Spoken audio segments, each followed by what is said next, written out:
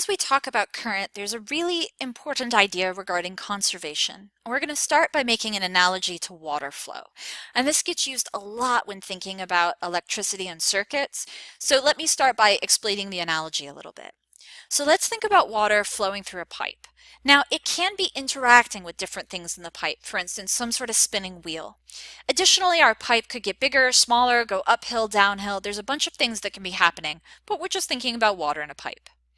Now, one important thing to note here is that water is not being created or destroyed, that our pipe is closed. We don't have new sources of water coming in. We don't lose water through a hole in the pipe. So all the water coming in from the left must be exiting to the right, or else we would have a buildup of water somewhere. And water can't just be compressed into whatever space you give it. So water is not just suddenly created or destroyed. Water entering some part of the system must be the water leaving that part of the system. But there are different properties of the water we can think about. We can think about, again, the size of the pipes. We can think about it changing heights. So why this matters is that water, in our analogy, is going to be charge. We can think about water entering and leaving as current, entering and leaving, but then there are other properties that we can think about, like potential energy, electric potential, which we're going to call voltage. So when we think about the flow of water, think about that as flow of electrons. And again, the flow itself we're going to describe as current. But there's going to be other properties. We could extend this analogy to talk about other electrical properties that we talk about as well. So the reason we care about this is we want to think about, for instance, the current coming through two bulbs.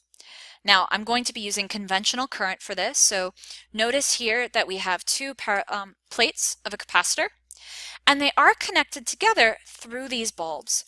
Now, these are old-fashioned bulbs. These are not LEDs. Note that bulbs and LEDs are different. This was much easier back in the day before LEDs. And actually, there are internal connections here. So this wire basically comes up, goes through here, and then these are some loops of the wire. It comes back down and comes there. So this is like one big continuous piece of wire, except in the bulb itself, the wire getting hot produces light. So as you can see, we've made a wire from one to the other. That means that that's going to allow our parallel plate capacitor to discharge, which it does through current. So we're going to think about our current flowing, right? This is conventional current, so we define it this way. And we think about having our little bits of Q flowing through one, area. And so if we say that we have a certain amount of delta Q flow through this area in delta T, I would just say that I equals delta Q, the amount that flowed through, over delta T. Well, what about over here? How does that current compare? Well, where are these charges going? They're not disappearing in the light bulb. Remember, charge is like water. As water flows, you don't just make molecules of water appear or disappear. So our little bits of charge are actually coming all the way through. And again, you can think of that as one charge shoving into another. But the point being that we would have some delta Q here that's actually the exact same delta Q. That would be over the same amount of delta T. So we actually get the same current through this part of the wire as we do through that part of the wire. And that's true any place. So what we then say is that current is conserved. We have the same current everywhere in our circuit. This is a really tricky thing to first understand. A lot of students will say that the light bulb is using up current, but that's just not true. That current is like the flow of water.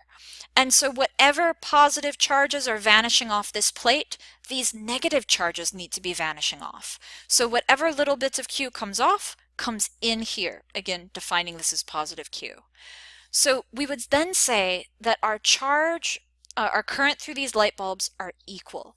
The other thing that we are going to say for light bulbs, and again, this is true for old-fashioned bulbs, not really LEDs, is that the brightness is proportional to, that's me attempting to draw a proportional to symbol and kind of failing, current. So if I double the current, we have a brighter bulb. right? It glows brighter. If I turn down the current, I have a less bright bulb.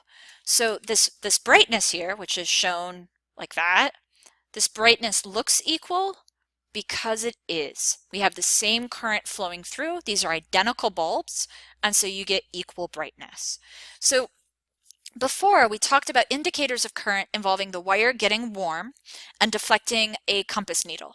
And those are great indicators, but in practice, we're usually going to use light bulbs. So remember that whenever we're talking about the brightness of a bulb, we're actually asking about the current going through it. So that's going to be a really important indicator, especially when we're working qualitatively. And remember that current is conserved, that however much is flowing out of this plate flows into that plate. So we need to talk a little more about conservation of current. There's two pictures to think about here. The first is just 2 points in the same wire. And here we said that current is the same. This is the argument I made before. So you can think about water flowing through this pipe. No water has escaped from the pipe, so however much flows through any single piece of this pipe is the same amount flowing through every other piece of that pipe. But then what if our pipe splits? Or you have 2 pipes that join together. Now the picture is a little bit different, but the water analogy still holds. And if you have a certain amount flowing here, it seems like half would go this way and half would go that way. You don't suddenly have double the water. Here, in the lower picture, you have some amount here and some amount there, but they both must go in here. You're adding them together. And this is absolutely true with current, that if I call this I1, I2, and I3, we would say that I1 equals I2 plus I3. We've split our current into 2 pieces. We would have to know more about the system to know if it splits evenly or not. It might not. But the sum of these is going to be the initial current. So what would this be? Well, you sum those initial 2 to get what your total is.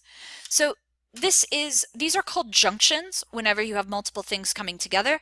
And you can think of this as like one wire connected to 2 other wires. And you'll see situations like this in lab. So this is called Kirchhoff's, not sure how it's said, junction law. And this dude has 2 different laws. This is going to be the one involving current.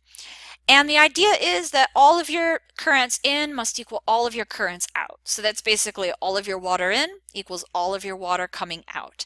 That there's nowhere for a current to be stored, for charge to be stored here. So another way, this is just saying that current is conserved at junctions. So let's look at this junction. There are 5 wires here. This is kind of messy. And we have one wire that we don't know what the current is. Note that we have a current in there, out, in, and out. So if I think about this equation, my in currents equals 3A plus 4A, where A is amps, and my out is equaling 2A plus 6A, right? So in equals 7, out equals 8. Does that work? No, obviously not. So what must be true for this to actually be equal? Well, the left must equal the right. So I must have another flowing in of 1 amp, and then I can set these equal. So this would be 1 amp flowing in, and so now my in equals 3, plus 4 is 7, plus 1 is 8, and out is 2 and 6. So as much current as I have flowing in, I also have flowing out, and that's just telling you about how charge is moving. So this is how you actually apply Kirchhoff's junction law.